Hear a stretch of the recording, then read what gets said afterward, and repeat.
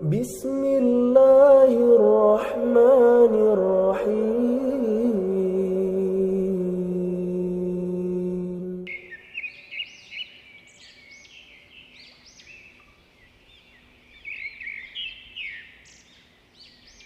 Assalamualaikum warahmatullahi wabarakatuh. Apa kabar Ananda salih-salihah? Semoga Ananda semua selalu dalam lindungan Allah Subhanahu wa taala. Jangan lupa untuk selalu bersyukur atas nikmat yang kita terima. Nah, anak-anak, sebelum kita mulai belajar, mari kita berdoa bersama dengan membaca basmalah. Bismillahirrahmanirrahim. Anak-anak, sebelum kita mulai pembelajaran, Ustazah mau tanya dulu ke kalian. Tahukah kalian apa itu makhluk hidup? Nah, jika kalian belum tahu, Ustazah sampaikan dulu tujuan pembelajaran kita hari ini. Yang pertama adalah memperagakan pola irama sederhana dengan percaya diri. Yang kedua, mengidentifikasi ciri-ciri makhluk hidup berdasarkan lagu.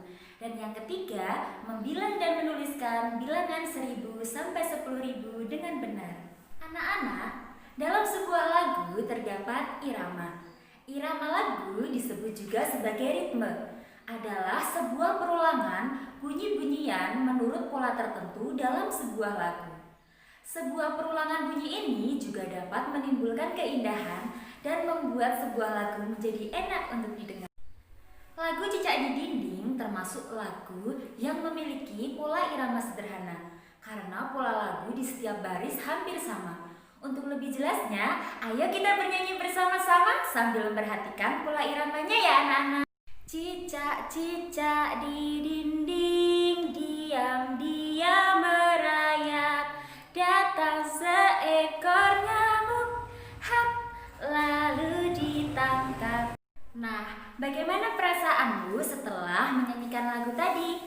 Lagu Cicak di Dinding mudah diikuti bukan anak-anak? Jika kalian melihat tanda ini, artinya menyanyi dengan nada pendek. Nah, jika kalian melihat tanda ini, artinya menyanyi dengan nada panjang.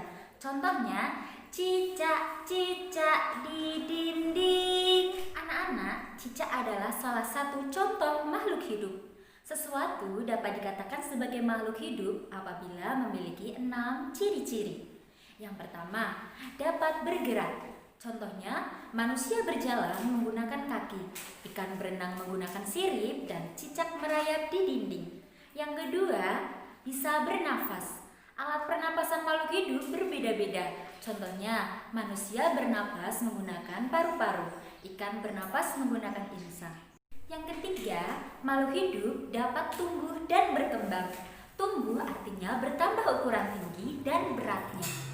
Yang keempat, makhluk hidup dapat berkembang biak. Ada yang dengan cara melahirkan ataupun dengan bertelur. Yang kelima, makhluk hidup memerlukan makanan dan air. Yang keenam dan yang terakhir, makhluk hidup peka terhadap rangsang. Anak-anak, sekarang ayo amati gambar berikut.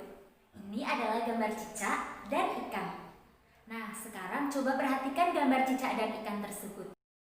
Nah, berdasarkan pengamatan kalian, ciri-ciri makhluk hidup pada kedua hewan tersebut apa saja? Nah, Ustazah akan menjelaskan ciri-ciri makhluk hidup tersebut. Yang pertama, berdasarkan tempat hidupnya. Kalau cicak hidup di darat, kalau ikan hidup di air. Yang kedua, berdasarkan alat geraknya. Kalau cicak merayap di dinding, kalau ikan bergerak dengan sirip. Cicak dan ikan adalah hewan yang cara berkembang biaknya dengan cara bertelur. Ikan dan cicak bertelur dalam jumlah banyak. Contohnya adalah ikan mas yang sekali bertelur bisa mencapai lebih dari 1000 butir telur loh anak-anak. Bayangkan coba telur ikan sebanyak 1000 butir, banyak bukan? Nah, tahukah kalian bagaimana menulis bilangan 1000? Nah, sekarang coba kalian perhatikan gambar yang Ustazah tampilkan. Yang pertama ada angka 1, 0, 0, 0, dibaca 1000. Yang kedua ada angka 2, 0, 0, 0, dibaca 2000. Yang ketiga ada angka 3, 0, 0, 0, dibaca 3000. Yang keempat ada angka 4, 1, 0, 0, dibaca 4100. Yang kelima ada angka 4, 2, 5, 0, dibaca 4250. Yang keenam ada angka 5, 5, 0, 0, dibaca 5500. Selanjutnya adalah bagaimana cara mengurutkan bilangan dari yang terkecil sampai yang terbesar. Bilangan yang pertama ada 5250. Yang kedua ada bilangan 3250. Yang ketiga ada bilangan 1250. Yang keempat ada bilangan 2250. Dan yang kelima ada bilangan 4250. Cara mengurutkannya adalah dengan melihat angka yang paling depan, yaitu ribuannya. Kita cari ribuan yang paling kecil.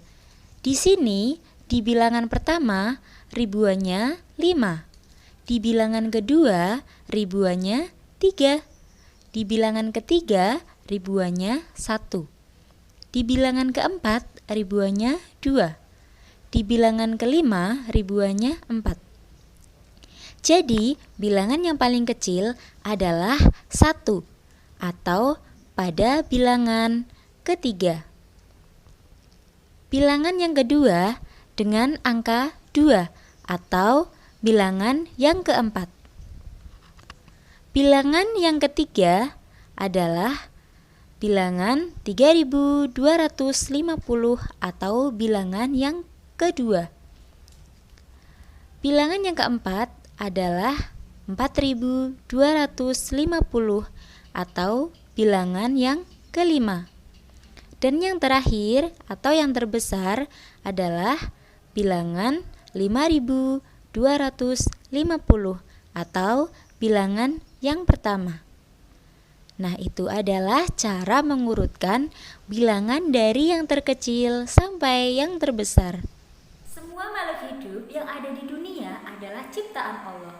Semua itu terjadi karena kekuasaan Allah. Kita patut mensyukuri karunia yang telah Allah berikan kepada kita. Bersyukur kepada Allah termasuk pengamalan Pancasila sila pertama yang berbunyi ketuhanan yang Maha Esa. Lambang sila pertama adalah bintang. Anak-anak, sebagai makhluk ciptaan Allah, kita harus senantiasa bersyukur atas nikmat yang telah Allah berikan. Karena Allah pasti akan menambah nikmat kepada hambanya yang selalu bersyukur. Sebagaimana dalam Quran Surah Ibrahim ayat 7 yang artinya, sesungguhnya jika kamu bersyukur, pasti kami akan menambah nikmat kepadamu.